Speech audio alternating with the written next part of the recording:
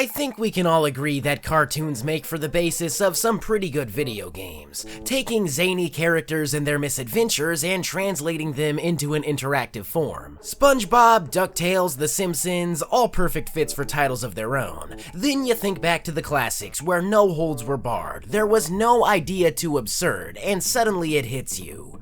Looney Tunes. Now, Looney Tunes has had a lot of games released under its banner, ranging from the days of the Atari 2600 through to even now. Sure, they've hit a few bumps along the way. For every Time Busters, we got an Acme Arsenal, but most of them are based around recognizable characters we love and prove to be worthy of the video game treatment. But what about taking some of the more obscure characters? I mean, we've all seen Bugs, Daffy, Taz, and Speedy plenty of times to satisfy any craving.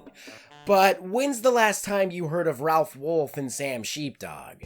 The formula's simple. Two working-class characters, one being Sam Sheepdog, who must protect his flock from any danger, and Ralph Wolf, a burglar of sorts who's always trying to nab livestock but failing to do so and giving up. It's a classic formula that was tweaked and repeated countless times throughout the old days of Merry Melodies. There's just one issue. You look at that wolf and only one thing comes to your mind. Wile E. Coyote? Sadly, no, but this is a pretty big misconception. They're both characters designed by Chuck Jones, but a few differences appearance-wise set them apart. Chances are you haven't heard of these two in the same caliber as the rest of the Looney Tunes cast. But fortunately, back in 2001, our good buddies at Infogrames had the idea to take the antics of Sam and Ralph and turn it into its own game. Looney Tunes Sheep Raider, also known as Sheepdog and Wolf, which was actually its original name, as it was first released in Europe, where it's predominantly known as over there. Infogrames, I know, that is quite a throwback. Hell, the guys don't even exist anymore, being rebranded as the much less exciting Atari SA before filing for Chapter 11 back in 2013. Supposedly they're trying to make a comeback, I don't know, but these guys made some wicked awesome shit back in the day. Zapper, Alone in the Dark, and of course a metric ton of Looney Tunes licensed titles. And today, Sheep Raider is in the hot seat, a PS1 classic hot off the coals of a moderately temperature-based shelf. Let's just check it out.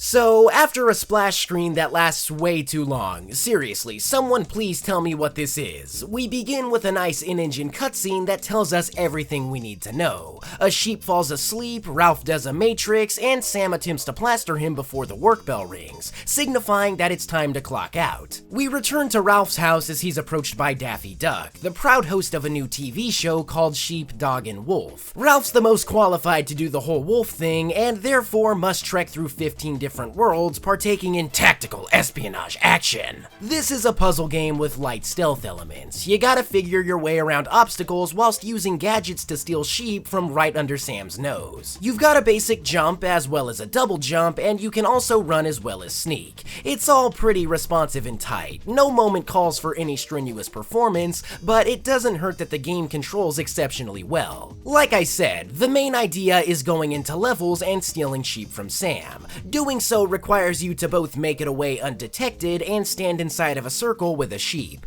though there are also hidden clocks that, when rung, allot you points which can be spent on extra stuff. Lots of stealth games utilize a system that allows you to be aware of enemy placement as well as when it's safe to move out of cover, like Metal Gear Solid Soliton Radar. Sheep Raider is no exception, as when you're in a close enough proximity to Sam, an icon known as the Sam meter pops up. Look at that, a disembodied dog head. The way this thing functions is very simple. The color indicates the status of Ralph's stealth level. Green means you're within the proximity of Sam, but are free to proceed regardless of being visible or not. Orange means that you're even closer and have to be quiet as well as remain out of sight. Red is pretty much the equivalent of meaning it's time to hightail it out of there lest you want to get bonked on the head. Speaking of, Sam's floating head itself is indicative of his field of vision. If it's staring to the left or right, you're all clear, but if it's straight forward, you get the idea. Getting to that point though is what it's all about, figuring out the best plan of action and utilizing whatever you can to set things in motion. Luckily, mailboxes are aplenty, with which you can order Acme products to aid in your errand. There's the staple Looney Tunes items, rockets, slingshots, and even dynamite. Getting creative with these is what really matters, laying out heads of lettuce as a path of sorts for the sheep to follow, and then utilizing a fan in tandem with pheromones to act as bait. This really is a game of the mind. It requires a ton of strategic thinking and planning beforehand to successfully nab sheep. You can't just run around all willy-nilly. The only thing that's gonna do is get your skull caved in, and it's really surprising how sophisticated this game is when you step back and realize it's a Looney Tunes game. How many of them are just run forward and press one or two buttons? And then there's this. I've heard a few complaints that the stealth isn't too hot. Either it's too easy to be detected, or you're not given enough room to work with, but I never found either of those two factors to be a problem. There's also the pressing matter that is the camera, but it's a PlayStation game. For what it is, it's probably one of the best cameras on the system, and regardless, complaining about something so minuscule isn't gonna fix anything. Also, this has got to be one of the only PS1 games in which the camera can be controlled with the right stick, so that in and of itself is legendary. Levels are never too cramped, and even certain claustrophobic ones like the hedge maze compensate by relocating the view to an overhead perspective. Something really neat is that each level comes with its own quirks. One might see you under the guise of a rabbit having to avoid Elmer Fudd, while in another you have to jump all over the place by means of geysers that spit you out in random locations. It allows things to be more than just the same formula over and over again, and what really makes it is that it keeps in line with the main idea. You're stealing sheep from Sam, but each time there's a different gimmick. It gets really interesting in the level where you have to travel through time. Here, you have to think backwards by changing things in the past, whether it's moving boulders or planting trees. Man, time travel is such a cool mechanic, and not a lot of games do it.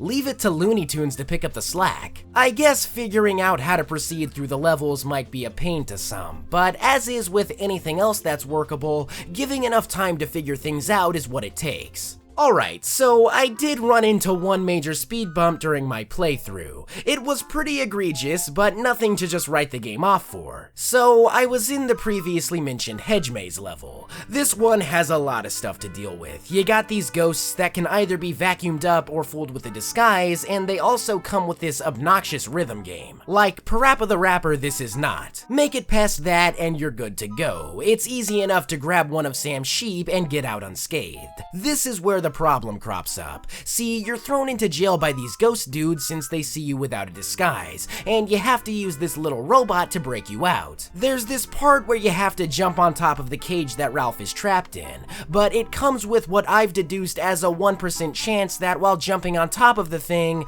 you'll fall through. I never was one to believe in luck, but this time mine must have run out, as that is exactly what happened to me. The robot phased into the cage with no problem whatsoever, and I had to restart all the way back at the beginning.